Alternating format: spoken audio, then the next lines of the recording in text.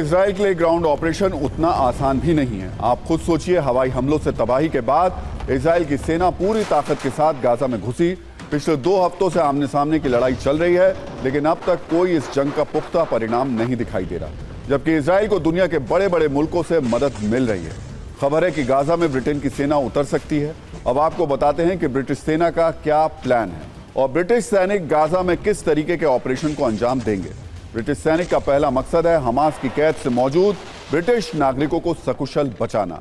इसके लिए royal air force के साथ ब्रिटिश रेंजर्स एयरलिफ्ट ऑपरेशन चलाएंगे। कहा यह भी जा रहा है कि लेबनान में ब्रिटिश रेंजर्स ऑपरेशन की ट्रेनिंग ले रहे हैं। हालांकि ब्रिटिश जनरल पैट्रिक सैंडर्स ने कहा है कि ब्रिटेन के सैनिक हमास के खिलाफ युद्ध में शामिल नहीं हैं। ये तो बात हुई वॉर जोन से उस अपडेट की जो इस वक्त चल रहा है, लेकिन आगे भी ये विस्फोटक और विध्वंसक माहौल कम होता बिल्कुल भी दिखाई नहीं दे रहा है, क्योंकि ना सिर्फ इजराइल हमले से रुकने को तैयार है और ना ही दूसरी तरफ हमास झुकने को तैयार है। दोनों के तल्ख तेवर पर हमने एक विस्फोटक बयान वाली संवाद कुंजी तैयार की है, जिससे आपको इतना अंदाजा तो जरूर हो जाएगा कि यह युद्ध अभी थमने वाला नहीं है। इजराइल के प्रधानमंत्री बेंजामिन नेतन्याहू ने हमास से साफ साफ कहा कि हमारे बंधुकों को छोड़ो, तभी हम सीज फायर पर विचार कर सकते हैं, यानी हवाई हमले रोक सकते हैं, ग्राउंड ऑपरेशन में कमी ला सकते हैं। लेकिन इस बयान के जवाब में हमास की ओर से कहा जा रहा है कि हम आखिरी सांस तक लड़ाई लड़ेंगे और हमास के ऐसे तेवर कई वीडियो में भी दिखने को मिल रहे हैं। इजराइल की सेना ने आंकड़े पेश करते हुए कहा कि अब तक हमने हमास के 4000 हथियार और 100 सुरंगों को नष्ट किया है। वहीं हमास की ओर से कहा जा रहा है कि इजराइल की हमारी शक्ति का अंदाजा उसको नहीं है, इसलिए हल्के में लेने की भूल इजराइल ना करे। एक और डायलॉग संवाद से इजराइल और हमास के तल्ख तेवर का अनुमान लगा लीजिए। इजराइल की ओर से कहा गया कि हमारी सेना गाजा के केंद्र में पहुंच चुकी है, बस पूरे इजराइल पर कब्जा अब थोड़े दिनों में करना इजराइल का बाकी रह गया। वहीं हमास की ओर से कहा जा रहा है कि इजराइल गाजा पर कब्जे का सपना ना देखे। इजराइल के रक्षा मंत्री ने साफ साफ कहा कि गाजा में आतंकवादियों के कई गढ़ हैं, हमास के कई ठिकाने हैं जिन्हें हमारी सेना टारगेट कर रही है, जबकि हमास का कहना है कि इजराइल गाजा में मासूमों, निर्दोषों और आम नागरिकों की हत्या कर रही है। सिर्फ कुछ सेकंड की धमाकेदार न्यूज में देख लीजिए कि कैसे इजराइल और हमास की जंग और भी विनाशक हो चुकी है।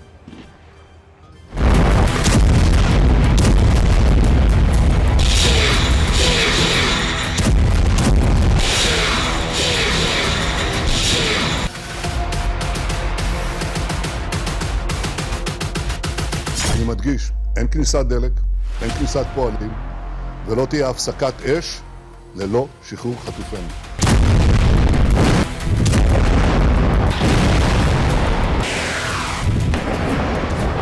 נמצאים כוחות צה"ל בלב העיר עזה. הם הגיעו מצפון ומדרום. הם הסתערו בתיאום מוחלט בין כוחות היבשה לכוחות האוויר והים.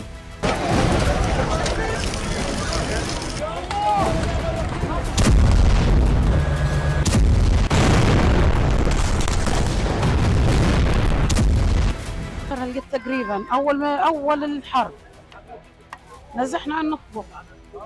يعني حياتنا صعبه حياتنا كثير.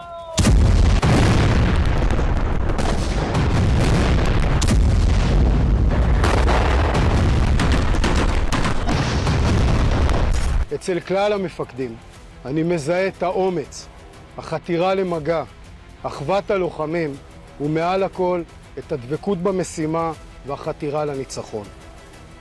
גם בדור הלוחמים והמפקדים הזה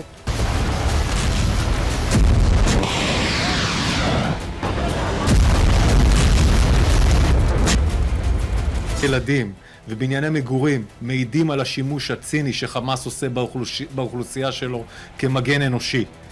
ישנם הישגים, אך המלחמה עוד ארוכה, יש דרך ארוכה לפנינו.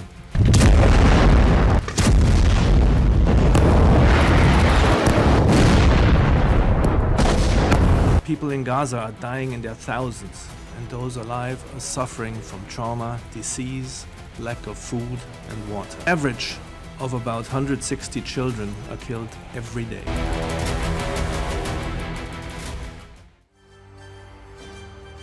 तो इजराइल और हमास के बीच एक और युद्ध चल रहा है और उसका बैटल ग्राउंड है समंदर। जब से इजराइल और हमास का युद्ध शुरू हुआ है, तब से पानी में इजराइल, अमेरिका, ईरान, रूस, चीन सारे देश अपना पराक्रम दिखा रहे हैं। और अपनी ताकत की आजमाइश भी कर रहे हैं। इजराइल और अमेरिका भी हमास को मिटाने के लिए जल युद्ध की बड़ी तैयारी कर रहा है। इजराइल की नौसेना गाजा में ग्राउंड पर मौजूद इजराइल की थल सेना से लगातार संपर्क में है, उसकी पूरी तरीके से मदद कर रही है। इतना ही नहीं, पिछले महीने इजराइल की नेवी ने गाजा के भीतर हमास के कई ठिकानों को नष्ट कर दिया था। सिर्फ इतना ही नहीं, ईरान समर्थित मिसाइलों और ड्रोन के इस्तेमाल के बाद इजराइल ने लाल सागर में अपनी शक्ति और तैनाती दोनों को और ज्यादा मजबूत कर दिया है। कई पनडुब्बियां तैनात कर दी गई हैं, कई मिसाइलों को एक्शन मोड में रखा गया है। इसी तरह भूमध्य सागर में भी बड़ी तैयारी चल रही है। अमेरिका के साथ मिलकर इजराइल ने भूमध्य सागर में पानी से तबाही लाने वाले हथियारों को तैनात कर दिया है।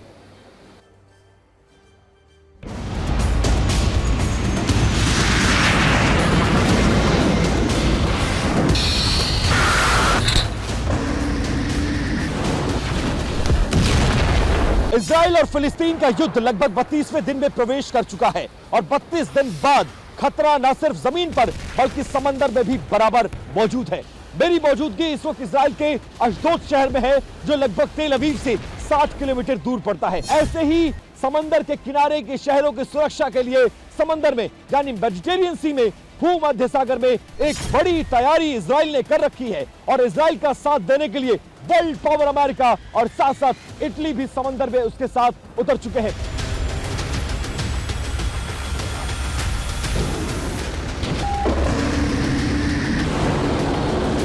जो जहाज आपको नजर आ रहे हैं ये इस वक्त निगरानी के लिए, बाकी कॉमर्शियल जितने जहाज हैं उनको हटा दिया गया है। सिर्फ जंगी जहाजों को समंदर में रहने के आदेश हैं जो निगरानी का काम कर रहे हैं। इसमें आईडीएफ के साथ साथ पूरे नेवी जो है इस पूरे वॉर में असिस्टेंस दे रही है कि खतरा अगर बढ़ा, जंग का दायरा बड़ा हुआ, तमाम देश अगर इस युद्ध में हमास और गाजा का साथ देने के लिए, फिलिस्तीन का साथ देने के लिए आए तो फिर जंग का दायरा बड़ा होगा तो लोगों की जरूरत होगी और खतरा ना सिर्फ जमीन पर बल्कि समंदर पर और समंदर के किनारे शहरों पर भी बढ़ जाएगा।